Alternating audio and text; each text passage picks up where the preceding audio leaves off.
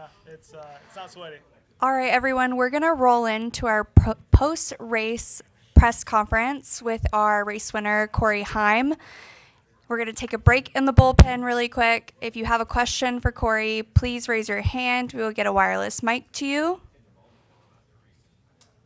Perfect. We'll start in the front.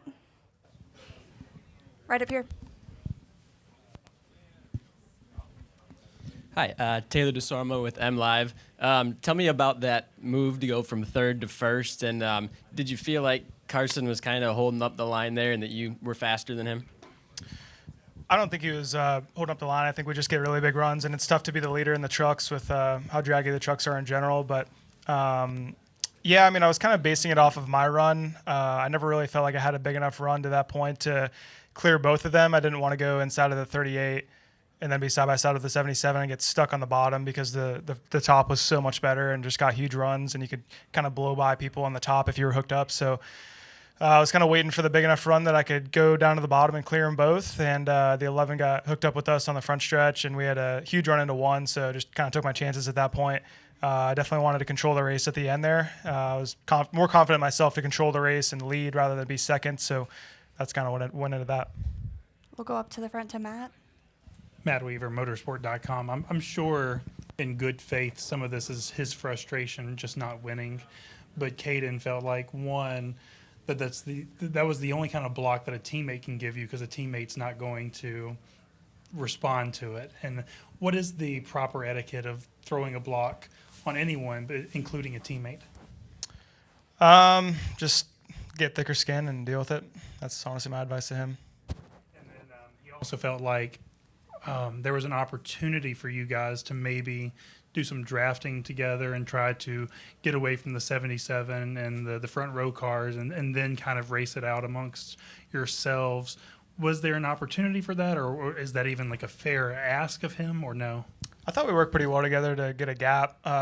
Me and Bell in the first two stages, maybe just stage two, we worked really well together. We kind of talked pre-race, thought our trucks were good enough to link up and sort of just drive by guys, because I thought our trucks just had the best center speed and the best handling on longer runs. So when me and Bell talked about it, we basically said if we found each other, let's just stay in line and push each other and try to get clear of whoever's third on back.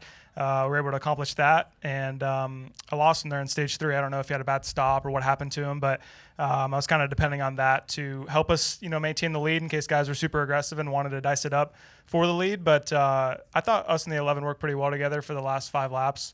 But when it's the white flag, you got to do what you got to do at that point. If he wrecked me by me blocking him, then that's my fault, and that's fine. It is what it is.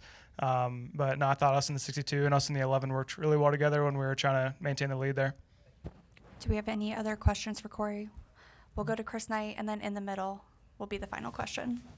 Corey, Chris Knight, catchfence.com. I was just curious if you had any more truck races scheduled with Tricon for the rest of the year. Yeah, we do. I don't believe we know exactly when yet, but I think I have 2 left. They're trying to work on which races right now. All right, we'll finish off right here in the middle. Corey Landing, QuizMaryFrontStretch.com.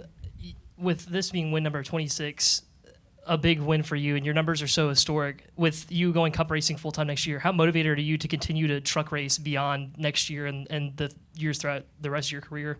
Yeah, I'd love to do it. I feel like obviously cup racing is super hard. It's been a challenge for me, as it is for most people in their early days of cup racing, so trying to adapt to that. Truck drive's a lot different to me. I don't know if it directly helps the cup stuff, but I think anytime you do like a double duty weekend just to get some laps on the track and sort of understand where the grip is on a given weekend, it's a benefit. So I don't know if it would directly help my development of cup car. I think that's kind of just reps in the cup car itself, but I would love to do more truck races if we can find the funds and find the right opportunities next year. Perfect. Thank you, Corey. Congratulations. Thank you. We are going to go ahead and run through our bullpen. Thank you for your patience. If you can spread out throughout the room, that would be great.